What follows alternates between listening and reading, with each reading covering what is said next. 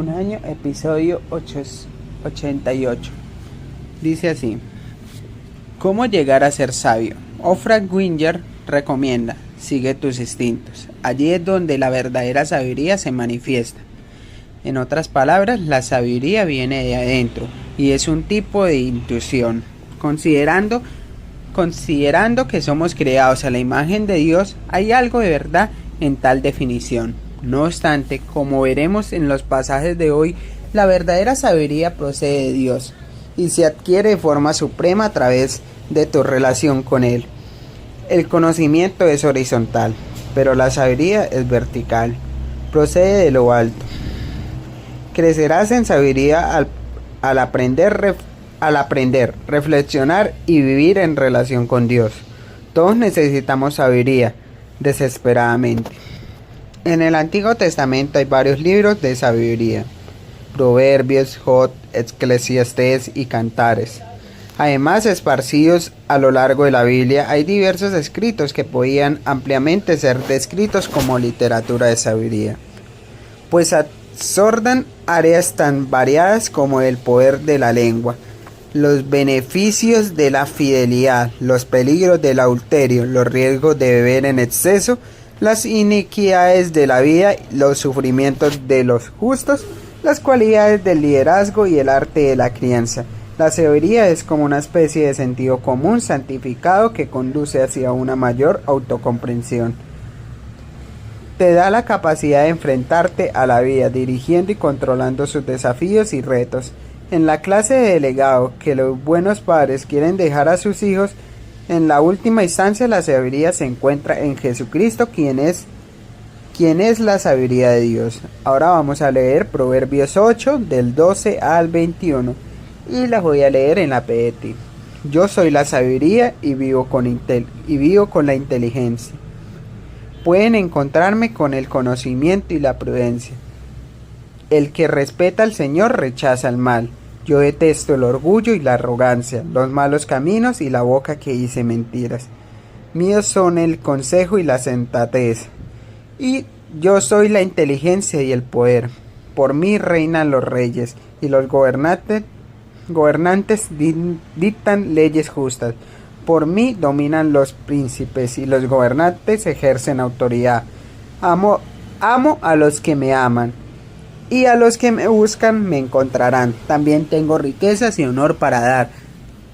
Yo doy bienestar y prosperidad. Lo que doy es mejor que el oro puro.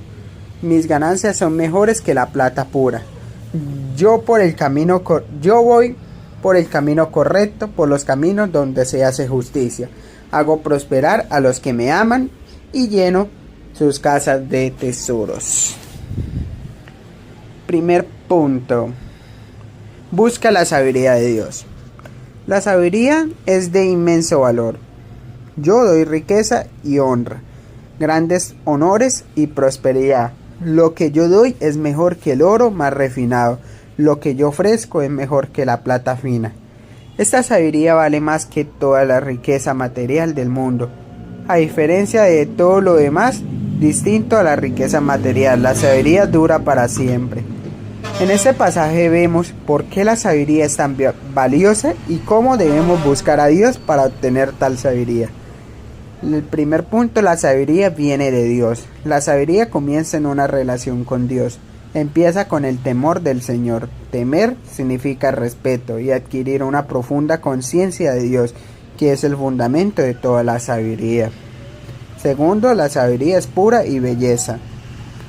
El escritor de Proverbios dice: ¿Quién teme al Señor? Quien teme al Señor aborrece lo malo. Yo aborrezco el orgullo y la arrogancia, la mala conducta y el lenguaje perverso. Voy por el camino de la rectitud, por los senderos de la justicia. Esta es la prueba de verdadera sabiduría que procede de Dios. Como señala el apóstol Santiago, la sabiduría que desciende del cielo es ante todo pura, y además pacífica, bondadosa, dócil, llena de compasión y de buenos frutos, imparcial y sincera, que está en Santiago 3:17. La sabiduría te ayuda a conducir el bien. Tercer punto: la sabiduría es de particular importancia para los líderes. Si quieres ser Un buen líder necesita sabiduría y sentido común. Gracias a mí reinan los reyes y los gobernantes. Establecen el derecho. Gracias a mí dominan los jefes de Estado y dictan sentencias las autoridades. Que está en Proverbios 8, 15 y 16. Cuarto punto, la sabiduría está disponible para ti. Dios promete sabiduría a todos los que le buscan. A los que me aman les correspondo. A los que me buscan me doy a conocer. Como señala el apóstol Santiago, si a alguno de ustedes le falta sabiduría, pídasela a Dios y Él se la dará, pues Dios da a todos generosamente sin menosprecio a nadie, que está en Santiago 1:5. Esta es una oración de la que puedes estar seguro que será respondida. Ahora vamos a hacer una pequeña oración. Señor, hoy necesito desesperadamente tu sabiduría. Por favor, dame sabiduría que es pura y pacífica, considerada, sumisa, llena de misericordia y buenos frutos, imparcial y sincera. Ahora vamos a leer Lucas 7, del 36 al 50. Dice así: Jesús y una mujer perdonada. Uno de los fariseos invitó a Jesús a comer, así que él fue a la casa del fariseo y ocupó su lugar en la mesa. Había en el pueblo una mujer de mala vida.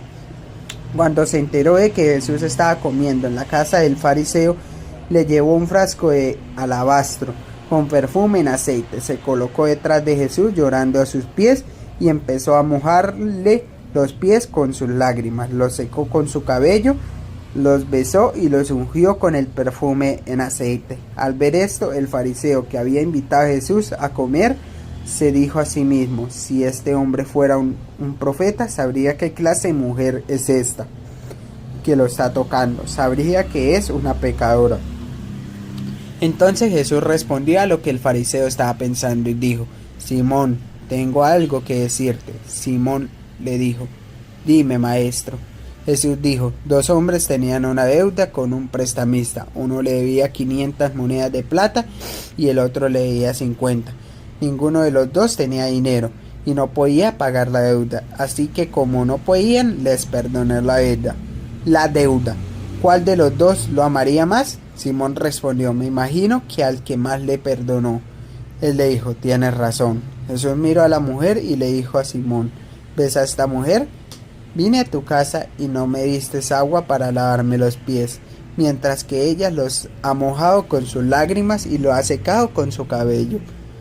Tú no me saludaste de beso, pero desde que llegué ella no ha cesado de besarme los pies. No me diste aceite para arreglarme el cabello, pero ella ungió mis pies con perfume de aceite. Te digo que se puede ver que sus muchos pecados le han sido perdonados, y por eso ahora me demostró mucho amor. Pero al que poco se le perdona, poco ama. Entonces Jesús le dijo a la mujer: tus pecados son perdonados. Los que estaban comiendo con ellos se dijeron a sí mismos: ¿quién es este hombre que se atreve a perdonar pecados? Pero Jesús le dijo a la mujer: tu fe te ha salvado, vete en paz. Segundo punto, mira a la gente con ojos sabios. ¿Alguna vez has juzgado negativamente a alguien basándote solo en su apariencia exterior? En el pasaje de hoy vemos una mujer que tenía un pasado oscuro, que vendía su amor por horas, como la prostituta del pueblo, lavando los pies de Jesús con su cabello, besándolos y derramando perfume sobre ellos. La reacción de los fariseos fue natural. Si este hombre fuera profeta, sabría quién es la que lo está tocando y qué clase de mujer es una pecadora. Pero Jesús, lleno de sabiduría, desde su infancia podía ver detrás de las apariencias. Vio el hecho de que la mujer expresaba su inmenso amor por él, porque sabía cuánto le había sido perdonado. Tenía un pasado negativo, es cierto, pero ahora tenía un futuro positivo y bendecido. Vemos la sabiduría de Jesús tanto en su inteligencia al tratar con la gente como en la forma en que escogía enseñar. Contó una parábola sobre un excéntrico gerente bancario. Tenía 2 clientes. Uno debía 5.000 libras esterlinas, el otro 50.000. Perdonó completamente la deuda de los demás, de los ambos. Ningún gerente de banco es proclive a orar de este modo, pero así es el amor de Jesús. Todos tus pecados son borrados. Recibes perdón total. Cuanto mayor sea la deuda, mayor agradecido estarás y mayor será tu amor por Jesús. Esta parábola hizo posible que Simón el fariseo inconscientemente expresara su propia preocupación. Con sabiduría y amabilidad, Jesús indica que Simón no le había dado una bienvenida cálida ni mostrado una gran medida de amor. El problema de Simón era que no comprendía cuánto necesitaba el perdón. Por otro lado, la mujer amaba tanto a Jesús porque sabía que le había perdonado mucho. Estaba dispuesta a arriesgarse, a ser rechazada y a dar de sí misma de forma práctica, emocional y financiera. Lloró tanto que se puso junto a los pies de Jesús y comenzó a bañarlos con lágrimas. Para secar sus pies descubrió su cabello en público, algo que se consideraba vergonzoso. Estaba dominada por sus emociones y no le importaba lo que pensaran los demás. No dejó de besar sus pies en forma de profunda reverencia. Luego derramó un perfume poco común y costoso, normalmente reservado para la cabeza, sobre los pies de Jesús. Lo amaba con todo su corazón. Jesús ve tu corazón en el lugar de tu pecado. Le dijo a la mujer: tu fe te ha salvado, vete en paz. Tu amor es un resultado de tu fe, como escribió el apóstol Pablo. En Cristo Jesús de nada vale estar o no estar circuncidados. Lo que vale es la fe que actúa mediante el amor. Gálatas 5:6. Puede que no hayas tenido un buen comienzo en la vida, pero esto no significa que no puedas tener un gran final.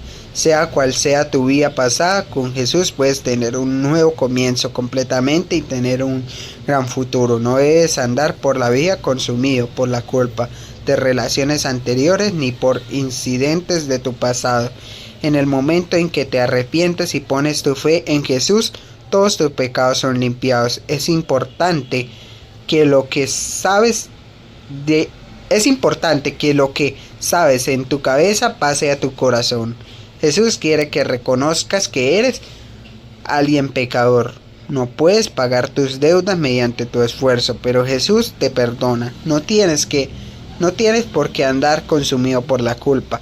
Pide al Espíritu Santo que te llene con un amor desbordante por Dios y amor por los demás. Ahora vamos a hacer una pequeña oración. Señor, dame sabiduría como Jesús para no juzgar las apariencias externas, sino ver el corazón. Lléname con el Espíritu Santo hoy, que pueda rebosar de amor para ti y los demás. Ahora vamos a leer Números 26 del 12 al 65. Los descendientes de Simeón por grupos familiares eran estos: de Nemuel, descendiente el grupo familiar de Nemuelita; de Jazmín, el Jazminita; de Jaquín, el Jaquinita; de Zera, el Zeraíta; y de Saúl, el Saulita. Esos eran los grupos familiares de Simeón, los cuales tenían, de acuerdo al censo, 22.200 hombres. Los descendientes de Gad por sus grupos familiares eran estos: de Sefón, descendiente el grupo familiar de Sefonita; de Hagí, el Hagitita; de Suní, el Sunita; de Osni, el Ossinita; de Eri, el Eratita; de Arodí, el Arodita; de Arelí, el Arelita. Esos eran los grupos familiares de Gad, los cuales tenían, de acuerdo al censo, 40.500 hombres. De los hijos de Judá, y Onán murieron en Canaán. Entonces los descendientes de Judá fueron los grupos familiares por parte de sus hijos Sela, Fares y Será. De Sela, descendiente el grupo familiar de Selaíta; de Fares, el Faserita; y de Zera, el Zeraíta. Los grupos familiares descendientes de Fares fueron Hezrón, el grupo familiar Hezronita; y de Jamuel, el Jamuelita. Esos eran los grupos familiares de Judá, los cuales tenían, de acuerdo al censo, 76.500 hombres. Los descendientes de Isaacar por grupos familiares eran estos: de Tola, descendiente del grupo familiar Tolaíta; de Fubba, el Fubita; de Yasub, el Yasubita; y de Sinrón, el Sinronita. Estos eran los grupos familiares de Isaacar, los cuales tenían, de acuerdo al censo, 64.300 hombres. Los descendientes de Zabulón por sus grupos familiares eran estos: de Seret, descendiente el grupo familiar Sereíta; de Elón, el Elonita; y de Yalet, el Yaleíta. Esos eran los grupos familiares de Zabulón, los cuales tenían, de acuerdo al censo, 60.500 hombres. Estos son los hijos de José por sus grupos familiares: Manasés y Efraín. Los descendientes de Manasés eran estos: de Maquir, descendiente del grupo familiar Masquirita. Masquir era el padre de Galad; de Galad, descendiente el Galaíta. Estos eran los descendientes de Galad. De Geser, descendiente el Geserita; de Gelet, el Gelequita; de Asriel, el Asrielita; de Siquén, el Siquenita; de Semieda, el Semiedaita; y de Jefer, el Jeferita. De Solefejat era el hijo de Jefer, pero él no tuvo hijos, sino solo las hijas. Los nombres de sus hijas eran Maclac, Noac, Jogla, Milca y Tirsa. Esos eran los grupos familiares de Manasés, los cuales tenían, de acuerdo al censo, 52.700. Los descendientes de Efraín por sus grupos familiares eran estos: de Sutela, descendiente del grupo familiar Sutelaíta; de Bequer, el Bequerita; y de Taján, el Tajanita. Estos eran los descendientes de Sutela. De Herán, descendiente del grupo familiar Eranita. Esos eran los grupos familiares de Efraín, los cuales tenían, de acuerdo al censo, 32.500 hombres. Todos esos grupos familiares eran descendientes de José. Los descendientes de Benjamín por sus grupos familiares eran estos: de Bela, descendiente del grupo familiar de Belaíta; de Asbel, el Hasbelita; de Ajirán, el Jarinaíta; de Sufán, el Sufanita; de Jufán, el Jufanaíta. Los hijos de Bela eran Arad y Naamán; de Arad, descendiente del Aradita; y de Naamán, el Naamanita. Estas eran los grupos familiares de Benjamín, los cuales tenían, de acuerdo al censo, 45.600 hombres. Los descendientes de Dan eran los grupos familiares de Suhán, el Sujanita; tenía, de acuerdo al censo, 64.400 hombres. Los descendientes de Aser por sus grupos familiares eran estos: de Imana, descendiente del grupo familiar Imnaita; de Isbi, el Isbita; de Beria, el Beriaita. Los descendientes de Beria eran de Heber, descendiente del grupo familiar de Eberita; y de Maquiel, el Malquielita. El nombre de la hija de Aser era Sera. Esos eran los grupos familiares de Aser, los cuales tenían, de acuerdo al censo, 53.400 hombres. Los descendientes de Neftalí eran sus grupos familiares, eran estos: de Yasel, descendiente del grupo familiar de Yaselita; de Junni, el Junita; de Geser, el Geserita; y de Silén, el Silenita. Esos eran los grupos familiares de Neftalí, los cuales tenían, de acuerdo al censo, 45.400 hombres. El número de los israelitas, de acuerdo al censo, fue de 601.730 hombres en total. El Señor le dijo a Moisés: hay que dividir el territorio entre estas tribus, para que a cada una le corresponda su parte, de acuerdo al número de hombres registrados. A una tribu grande le asignarás un territorio extenso, y a una tribu pequeña le asignarás un territorio de menos extensión, cada una de acuerdo al número de censos de los censados. Sin embargo, la ubicación del territorio de cada una se asignará por sorteo, que se efectuará con los nombres de las tribus de sus antepasados. El territorio de cada tribu será asignado por sorteo, sin importar si la tribu es grande o pequeña. Censo de los levitas. Estos eran los levitas que fueron contados según su grupo familiar: de Gersón, descendiente del grupo familiar de Gersonita; de Coat, el Coaita; y de Merari, el Merarita. Estos eran los grupos familiares de Leví: el Libinita, el Hebronita, el Malgilita, el Musita y el Coreita. Coat era el padre de Amirán. El nombre de la esposa de Amirán era Joacabed, descendiente de Leví. Joacabed había nacido en la tribu de Leví en Egipto, y los hijos que tuvo con Amirán fueron Aarón, Moisés y su hermana Miriam. Nadab, Abiú, Eleazar e Itamar eran hijos de Aarón. Nadab y Abiú murieron cuando ofrecieron un fuego no autorizado ante el Señor. El número de levitas, de acuerdo al censo, fue de 23,000 hombres, de un mes de edad en adelante. Ellos no fueron censados junto con los demás israelitas, porque ellos no recibirían su parte del territorio como el resto de los israelitas. Ese fue el resultado del censo de los israelitas que hicieron Moisés y el sacerdote Eleazar. El censo que hizo en las llanuras de Moab, junto al río Jordán, frente a Jericó.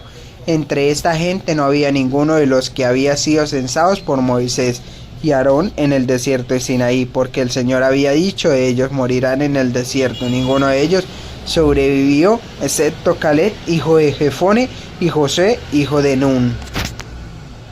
Tercer punto: demuestra sabiduría en decisiones prácticas. Moisés muestra una sabiduría muy práctica, dividiendo el tamaño de la tierra según el tamaño del grupo. Lamentablemente nadie era tan sabio como Moisés. Cuando estaban en el desierto se rebelaron y murmuraron contra Dios.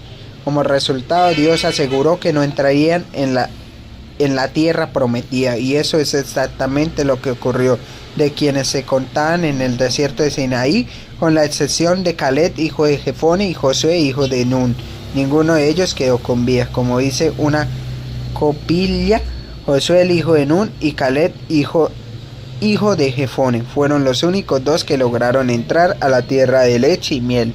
Las hijas de Zelofehad también mostraron gran sabiduría al ser valientes y hablar. Ellas defendieron los derechos de las mujeres. Si estas mujeres no hubieran hecho esto, los resultados habrían sido muy distintos. Estaban en lo cierto al tener el coraje de hablar. Moisés lidió con la situación con gran sabiduría. Simplemente no siguió las costumbres de su época. Tenía una mente abierta.